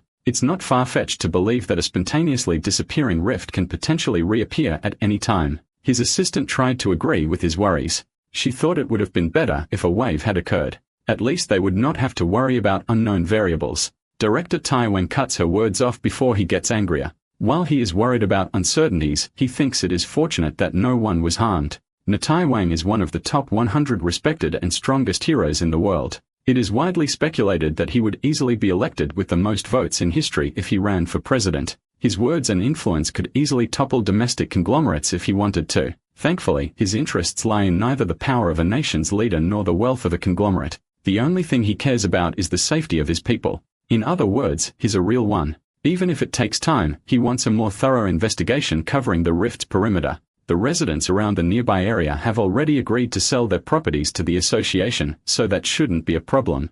As a consolation, Tai Huang wants to offer those people more than the market price for their homes. That's the least they could do after causing such inconvenience. All reliable sources have relayed that multiple rifts have occurred in different countries. No matter how you look at it, something must be going on. The United States and China have already entered the control stages of their rifts. Among major nations, the United Kingdom is facing the biggest problem. While reliable and veteran heroes have been dispatched to clear the other rifts, the United Kingdom squad was simply due to garbage. Speaking of them, the month-long mission to get rid of the UK rift has finally crumbled in a glaring defeat. The UK rift wave occurrence has officially begun. The city and its people are going about their day like they normally would. Amongst the crowd was Seo Dojin, blending in with the pedestrians. Today, his destination is his favorite shop in the hero complex. When he entered the door, the dude manning the counter gave him a greeting by instinct, but choked upon seeing his face. Every strand of hair in his body stood in terror upon seeing the black-haired young man. Today, his manager is in the store, so he won't have to deal with this sadistic customer alone. The manager promptly closed the paper he was reading and lifted his gaze. His voice was controlled but was tinted with anger. This is the guy who's been forcing his pushover cashier into buying low-grade crystals. Dojin leisurely removed his backpack and tossed the whole thing on the ground. It's actually good that the manager is here, so the sale of his magic crystals would proceed faster.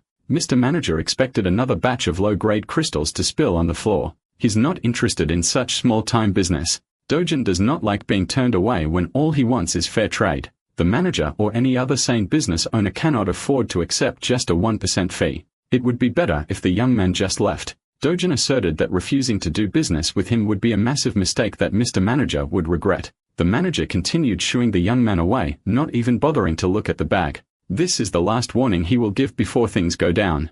In response, Dojin kicked the backpack down, spilling its contents on the tiles. Being experienced crystal traders, both the cashier and the manager immediately recognized the properties of those rocks. That crude bag was actually filled with Hero's magic crystals, a legendary treasure that money cannot buy. Dojin has a rough idea of how much these things are worth. He knows he's holding premium stuff. You see, the Hero's magic crystal was used by an infamous Mexican drug lord, Causaman, in New Age drug manufacturing. One night, a laboratory accident changed the course of his life and the world's perspective on such a little rock. The Hero's magic crystal caused Causaman to awaken as a powerful hero. Since then, the crystal has become a priceless item for hero awakenings and mana enhancement. Such an incredibly rare energy source can be classified as an ultra-high-end product. As a power move, Dojin ordered the schmucks to pack their stuff back up, and he left. Mr. Manager quickly changed his dismissive and arrogant tone into a welcoming one. He even escorted the young man to their VIP seats and offered some drinks while his cashier polished the crystals.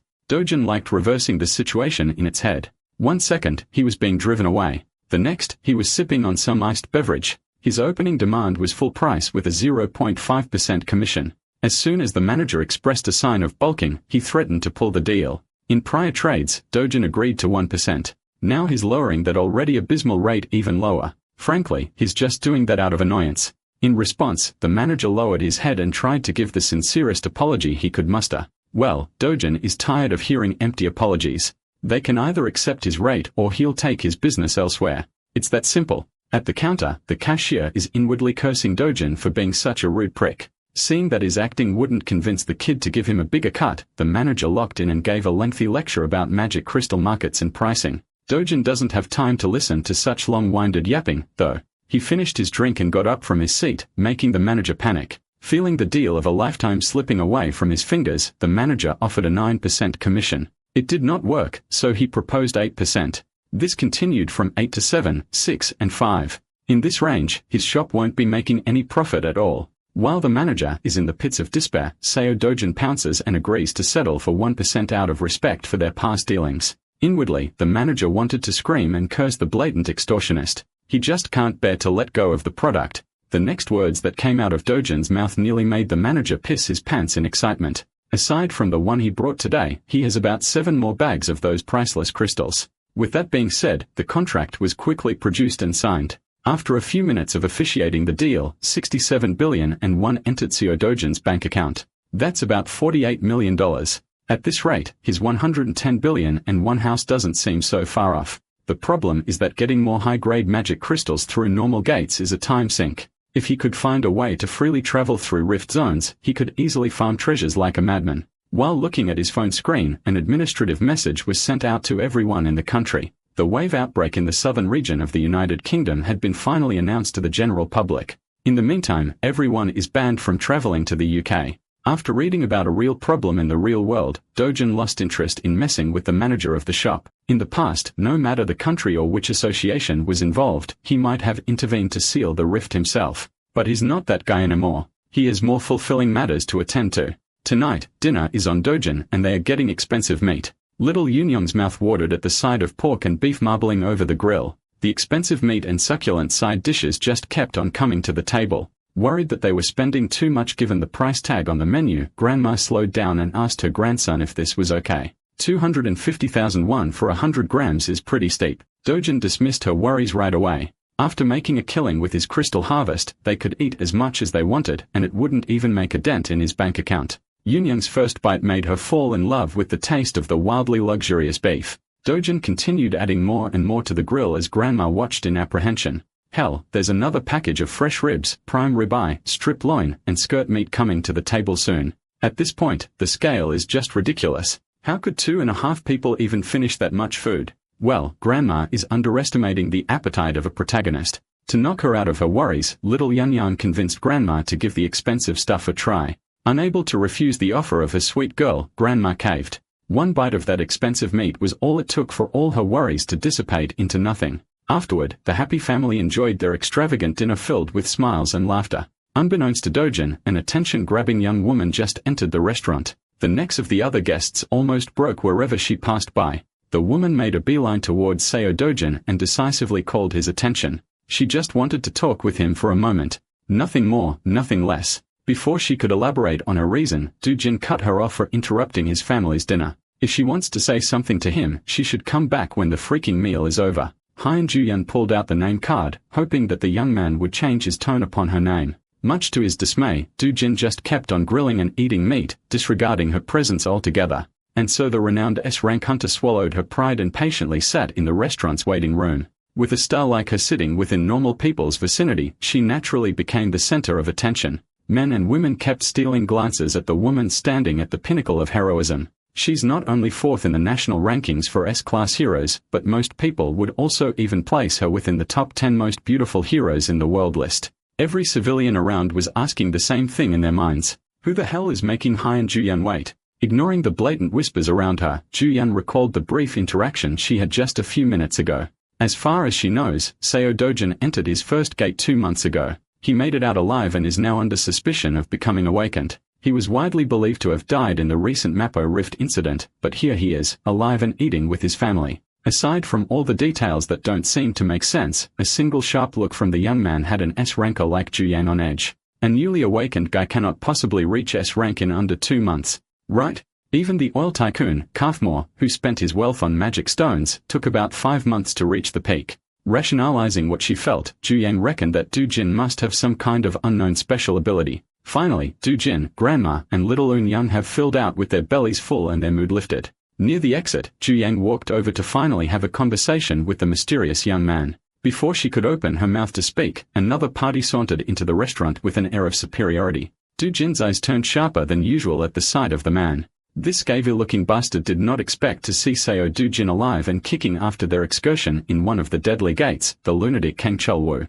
He's actually quite amused by Dojin's cockroach-like resilience. Even Juyan seemed to recognize the troublemaker in a single glance. In the middle of the restaurant, tensions rose as silence filled the air. Dojin chose to ignore the bastard's shallow insults and called Juyan over. Cheolwoo was taken aback to see an S-rank hero speaking with the cockroach. Dojin requested that she take care of his family for a little bit. All she has to do is flag a taxi so they can ride away and go home. It would be more convenient if they were far away while he collects an overdue debt with a mongrel. Thankfully, Han Juyan is a very reasonable young woman. She did what Dujin asked and assured Grandma and the little girl that everything would be fine. She waved at them goodbye, but their concern was evident. Ji-yun awkwardly stood there as the taxi departed. As soon as they sped away from the restaurant, a resounding and crisp sound of slapping echoed inside the establishment. With his loved ones out of the picture, Dujin can finally drop the PG act and slap a bitch. He moved so fast that Cheolwoo did not even see his swing. He only felt the stinging pain in his cheek. Embarrassed by such a humiliating attack, Cheolwoo gritted his teeth and charged forth to retaliate. One of the servers tried to break the fight up, fearful that the awakeners might destroy the whole restaurant if the conflict escalated further. Her reasonable request was met with unreasonable violence. Fortunately, she wasn't harmed too badly. Seo Dojin calmly told everyone to get out and clear the room for their safety. Cheolwoo is really easy to trigger. He's a muscle-brained idiot who can't even think of good trash talk. For that, he was punished with another strike to the face. He was completely caught off guard, feeling a knuckle make contact with his head. Kang Cheolwoo is the bastard who locked the original Seo Dojin in a gate, leaving him for dead. Even though he was not the one personally slighted, our MC still harbors a deep resentment for this fuckface, and he wants to talk. Cheolwoo, the goblin-looking goon, snickered as he brought up how that evil stepmother of Dojin's made the whole thing happen. Seeing that extracting info from this idiot was a lot easier than he thought, Dojin pulled his phone out and pressed the record button on the video app. He just needs a clear and concise recording of the confession, and his life will be a lot simpler in the future. Once again, Cheolwoo was insulted by his nonchalance. He gathered power in his fist, called Dojin's mother a whore, and attacked with unmatched intensity. He intends to finish the job that he failed. He wants to kill Seo Dojin once and for all. Unfortunately for the big goon, his primitive attacks are no match against the expert manipulation of Chi. Dojin met the violent punch with a soft touch and sent the enemy's fist flying as though it just hit an impenetrable bouncy barrier. Kang Cheolwoo had never experienced something like this before. Normally, he would just brute force his way through anything and everything to kill. Now it seems like he's going up against someone far beyond what he can comprehend with his tiny little pea brain. Suddenly, he was pushed off his feet. Dojin followed his body's trajectory like a hunter playing with his prey. Sounds of fists cracking a skull echoed throughout the restaurant as the server from earlier tried her hardest to dial the police. Before she could press the call button, a dainty hand pulled the phone away. With a bright smile, Han Juyan assured the server that she would take care of everything, so there was no need to involve the authorities. The server was just glad to see a comforting face in the middle of her breakdown. Slaps, scratches and punches landed throughout King Cheolwoo's body, not giving him any chance to catch his breath. As far as Ju Yang knows, this lowlife is a B rank hero. With that rank, there are not many people who could beat him up so helplessly. Based on this beatdown, Dujin might be classified as an A rank. Well, even if that's true, the fight still seems a bit too one-sided. Before things could get any worse, Hien Ju-yun carefully called Dujin to stop for a moment. She's just worried that King Cheolwoo might die if the beating goes on for longer. Deciding to listen to her words, he dropped the goblin goon's limp body on the ground and wiped his hands. Seeing as there's clearly some vendetta between the two, Ju-yun asked the young man how much he knows about King Cheolwoo. Dujin might not know the whole picture, but he knows enough about the bastard to exact vengeance.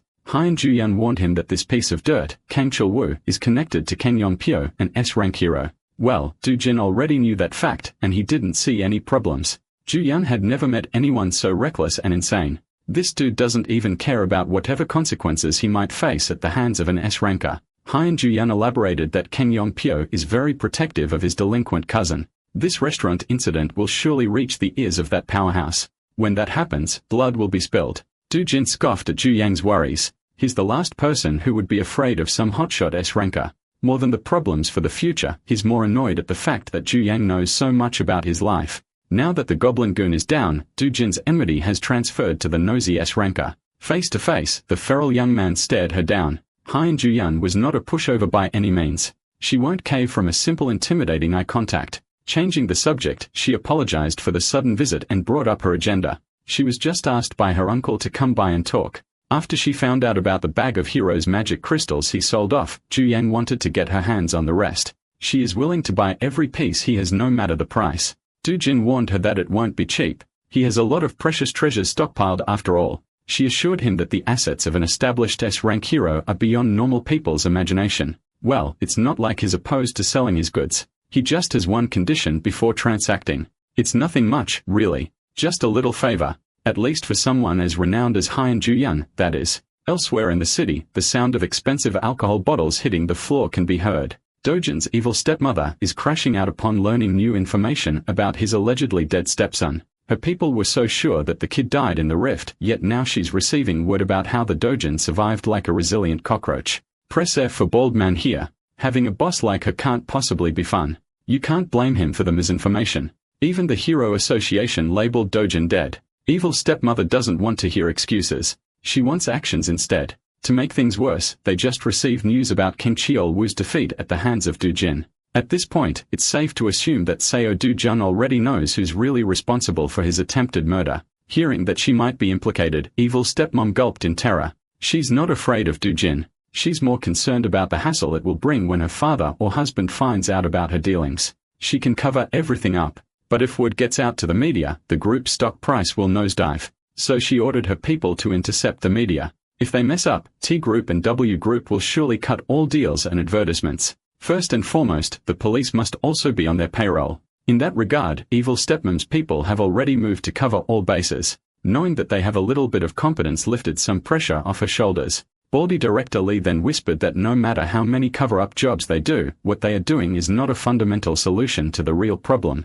On that note, the bald director might have a plan that can put an end to this headache. They just have to make use of Ken Cheolwoo's cousin, the infamous Ken Yong-pyo. Even someone like stepmom here knows about the S-ranker. Ken Cheolwoo might be notorious as trash in the world of heroes, but everyone knows how close he is to his powerful cousin. In reality, Ken Cheolwoo is just a pawn doing all sorts of dirty work under his cousin's orders. They are both sick in the head. If Cheolwoo gets pinched by the police and smeared by the media, it won't be a good look for the S-rank hero too.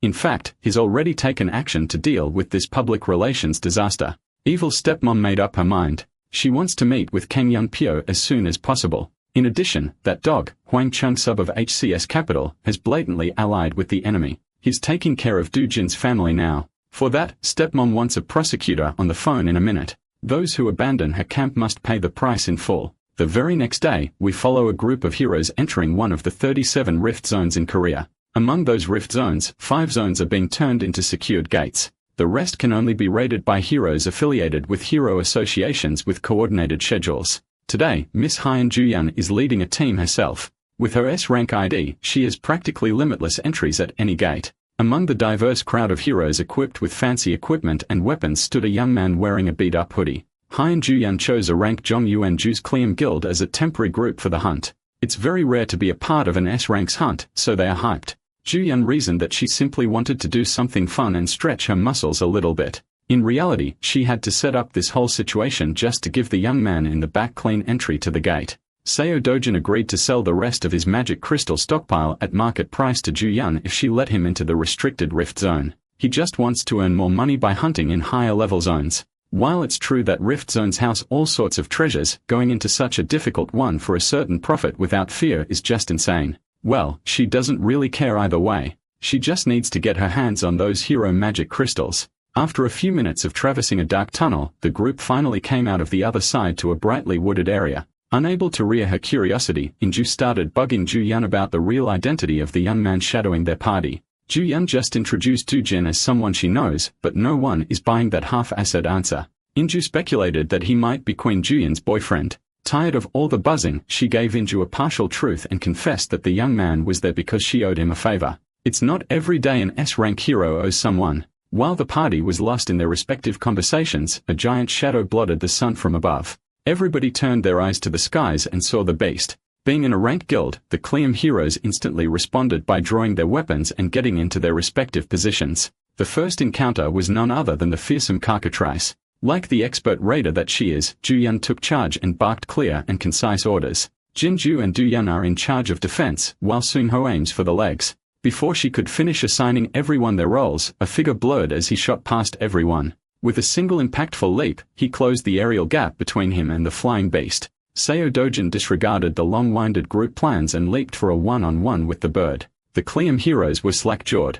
They have never seen someone so brazen. Gathering energy in his fist, Dojin prepared for first blood. Prior to his charge, Guildmaster Inju is stressing over her bad luck. They are barely inside the gate, and a troublesome opponent has already shown itself. Before the group could organize and get into position, Dojin had already dropped his bag to the ground. While Ju-yun was calling the shots, he was bursting through the air like a speeding bullet. He was an absolute speed demon. In one jump, he neutralized the bird's aerial advantage. Up in the skies, he took control of the field without a problem. His fiery energy was thick and burning. The overgrown chicken did not have the speed or reaction time to block the incoming attack. As a result, it was forced to eat a full-powered punch to the beak. The bird is on the ground and the human is up in the clouds. It was quite a poetic reversal. Dojin landed in front of the group. He did not even break a single bead of sweat. The cockatrice is on the verge of death, the mark of his fist visible on the side of his face. The Cleum Guild people stood dumbfounded alongside their S-rank carry. They bore witness to the brutality of what happened next. Dojin lifted his leg and started stomping on the bird's head until it was reduced to meat paste. It might seem too much, but killing a cockatrice requires a lot of force. With every stomp and kick, the sound of skull cracking and blood spurting mortified the group. Now Inju is really curious as to who that guy is. In all honesty, Ju-yun wasn't really sure herself. All she knows is that Seo Dojin is a really strong human. Well, calling him simply strong is a huge understatement. There are only a select few heroes who can do what Dojin just did. Killing a cockatrice in one blow is no ordinary feat. Ju-yun downplayed the achievement by bringing up her sister. That woman belongs to that elite list of outstanding heroes. Still, Inju can't just get over the fact that a hidden powerhouse is among them. She watched the entire sequence and was in awe the whole time. Ju-yun took note of the young man's monstrous power and decisiveness, her curiosity deepening. She turned to Inju with an impromptu change of plans. For now, she wants to go to the center with Dojin, leaving the rest of the group on the outskirts. Ju-yun carefully approached the young man, expertly carving the cockatrice's corpse for loot. Before she could speak, he preemptively asserted that he wouldn't share loot with people who contributed nothing to the kill. Thankfully, Ju is not one to eye a few pieces of magic crystals. She just came over to propose that they go a bit deeper into the gate, head somewhere more challenging and fitting to his current abilities. With a smile, he readily accepted the invitation to hunt and loot more. Ju-yun knows the layout of this gate quite well, so she will take the lead. All Dojin has to do is follow closely so he won't get lost.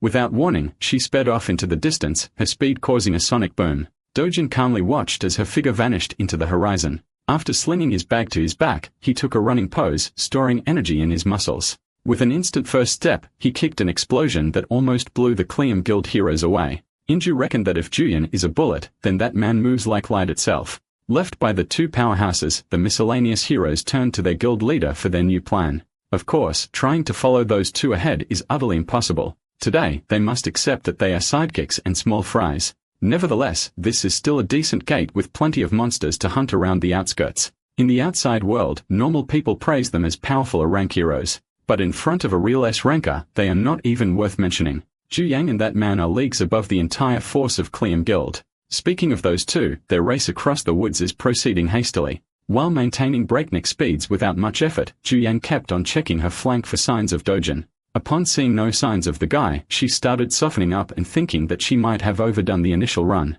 While she was thinking of slowing down, Dojin suddenly appeared by her side, asking if they could go a little faster. Zhu Yang's concentration broke, and she almost tripped over. She had never experienced something like this before. Someone can actually keep up with her in terms of racing. When it comes to speed, she's in the top 2 in the nation. But that list might need to be updated given how Dojin is making her eat dust. A few moments later, he made a stop to tease her for being slower than expected when she was clearly running to flex her speed. While the S-ranker caught her breath, Dojin turned his eyes onto the view on the horizon. In front of them was a massive mountain range touching the heavens. When asked what was hiding inside that rocky range, Zhu Yang's expression turned sullen. That place is the lair of the Thrift's boss monster, the Caesarian. You see, this so-called Caesarian is a giant 20-meter monster resembling the draconian wyvern. Julian doesn't even want to entertain the idea of subjugating that beast. You typically need at least 3 combat-oriented S-rank heroes to even stand a chance against such a monster.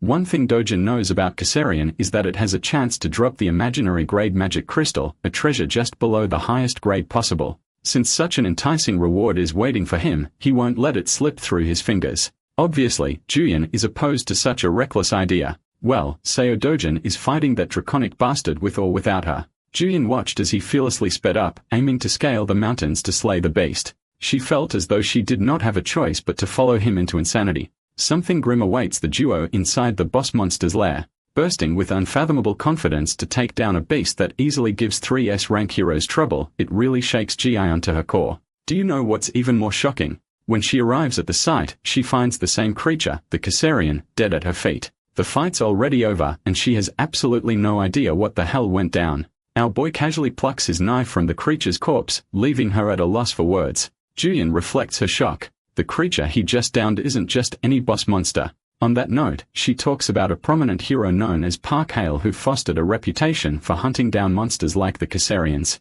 Though he's an S-rank himself, the first time he went to hunt down the Caesarian, he was cautious enough to take 30 A-rank heroes along with him. And yet, even with all those precautions, the A-rank heroes didn't make the cut and were all slaughtered in the attempt. Park Hale was the only known survivor of the group who clung to the edge of his life by the end of the boss fight. From that moment onwards, the guy decided to rematch with the same monster. Only this time, he was armed with 1 more S-rank and 100 A-rank heroes behind him. It's practically a small army at that point. The fight was brutal. They focused on piercing the creature's wings and negating its flight. The Caesarian of the time was then overwhelmed by a barrage of attacks from the heroes. This actually reminds me of the whole 100 men versus 1 gorilla debate that has been going around lately. My money is on the men, by the way, and the same is the outcome for the fight with the Caesarian who ended up getting defeated. Despite this, only a handful of heroes remained from that battle. The rest, butchered by the beast wrath. The damages they incurred that day were so prominent that Hale's guild, the Sweet Life, has yet to recover from it 3 years after the event.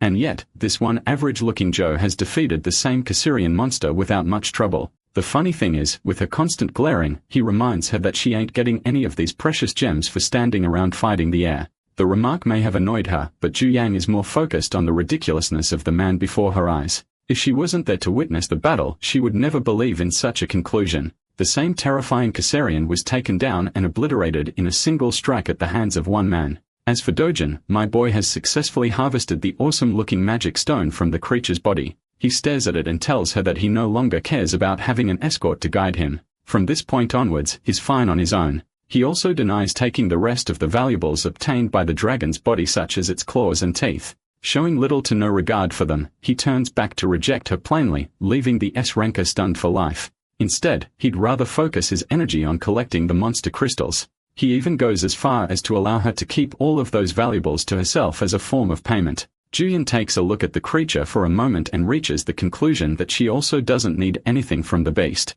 It's evening now, and the rest of his group is shocked that one guy managed to collect 3 bags full of magic stones. It's an unbelievable sight even for the competent rankers. For their guild to have obtained the same amount, it would have taken them a minimum of 20 hours. And from the quality of the ingredients, even more than 3 days. It begs the question about the man's identity, and they are all staring down at Juyan, who brought him along in the first place and yet appears just as confused as them. Based off of Juyang's own words, the A-rank guildmaster can't fathom how Dojin was able to beat the Kassarian without any proper equipment. With this accomplishment alone, he stands at the top of the hero ranks in Korea, unparalleled in his might. They really just said our boy is built differently. The A-ranker even thinks that he might be the strongest in the entire world at his level. It amazes her. Speaking of the guy, an exhausted Dojin returns with more bags on him.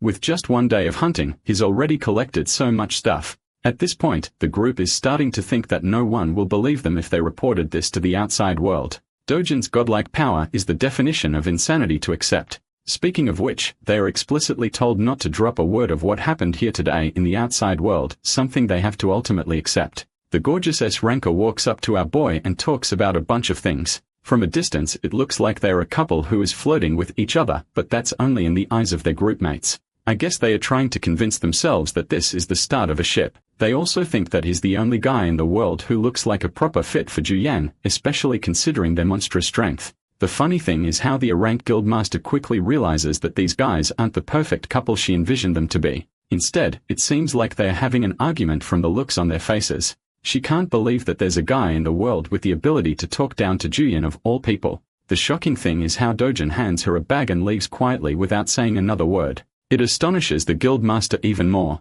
As for the state of the backpacks and the contents inside he collected, Juyan states his own words. Turns out that Dojin fears the possibility that he'll become an overnight celebrity if the outside world learns that he killed the Kassarian. Since that is a clear issue for him, he drops the responsibility of it upon her shoulders. Hearing his decision, it leaves the both of them baffled for words. But the irony in all of this is that the law of manifestation ends up turning true, and Juyang gives birth to a curiosity to explore more about this mysterious young man. Girl is in love. Over to a different location, we get to explore more about the famous S-ranker mentioned earlier as Hale. He's out here going beast mode on his punching bag. His assistant is in awe of his training because it seems like he's bursting out in rage. As mentioned before, he's the guildmaster of Sweet Life. The assistant helps him calm down, reminding him that a little bit of endurance will help him go a long way in these difficult times. Even the guildmaster agrees with that idea, believing that those who underestimate him will eventually suffer his wrath. And before long, there will come a time where everyone will be admiring his strength as the most powerful guildmaster.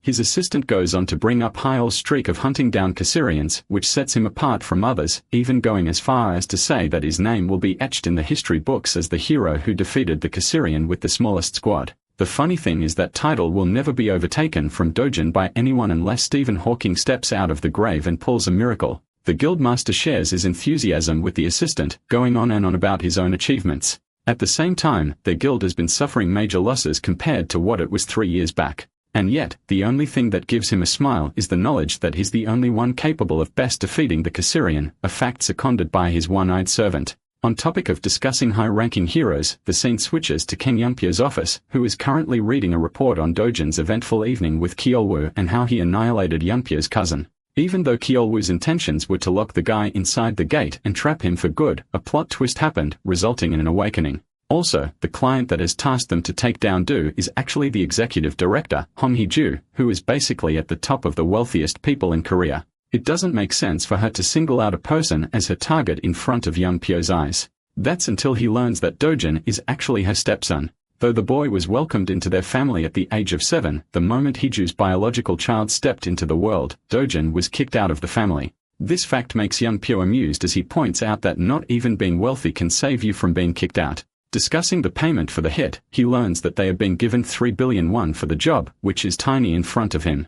And then there's the fact that Cheol-woo finds himself at the edge of his own life from his battle against Dojin, suffering numerous burns and bruises. What's even worse is that he completely lost his sight and has become a cripple for life too. It only adds to the ruthlessness of Dojin's measures to the point even a guy like Yunpyo has to acknowledge his actions. And yet, Yunpyo takes delight in the fact that he would have made sure to chop his limbs off on top of smashing his skull. At first glance, you guys probably were thinking that he's saner than his cousin, but now it's clear why he's even worse. While discussing the scene of their battle, it is brought up that Ju Young was also there and allegedly helped out Dojin in some way. This actually surprises him, and he probes for more information about the situation. He doesn't get what's so special about Dojin. Unfortunately, not even his assistant knows anything specific about the meeting between the two, as the case was quietly shut down. Pissed the fudge off, Yongpyo grabs his servant and roars at him to do whatever he can to uncover the status of their relationship, suspecting that they may have formed a deal of some kind. The assistant, completely devastated by his reaction, runs away to investigate right at once. Yongpyo is left with a temper tantrum, smashing things around, reflecting that Hiju's men will come looking for him to fulfill the job that his cousin failed to do. At the same time, he's more than happy to take on the job from her. After all, she's a wealthy woman with Andrew Tate's level of money, so it won't be an issue for the greedy scumbag. And now for the scene with our boy who is returning home after the raid. From today's experience, he's more than glad to have spent his time in a rift rather than a gate for proper hunting. It also complicates things because he might have to form a long relationship with Juyang to ensure he stays on the low. Recalling their conversation, she straight up told him that people will become wary of her and asked around for the identity of the person who killed the Caesarian. Revealing them means inviting a lot of trouble. So for now, her plan was to store the valuables. And if he does want to become famous, she can happily reveal their existence to the world. In response, Bro chucked the bag to her to keep all the good stuff. It also means he's gotta look for another method to go on and enter the rift zones because relying on Juyang creates trouble for her. Still, tonight's sleep will be a good one as he'll get to rest in a luxurious house that Chang Seob arranged for him. But as he steps foot inside the house, he is alarmed by the many shoes right outside. This means some unexpected guests have arrived. Entering the room, he sees a bunch of suited men and their boss having a conversation with his loved ones. The guy looks like a more depressed version of Nanami from Jujutsu Kaisen and is just staring Dojin down like an eagle. Yoon Young comes rushing to greet her brother with happiness, while Dojin is baffled by the situation overall. Prosecutor Park Chae-oleong makes his identity loud and clear, pointing out the connection between Dojin and Chang Seob. Because of his relationship with the guy, Dojin is placed in an immediate emergency arrest on behalf of partaking in the money-lending organization that is run by the corrupt CEO of HCS Capital.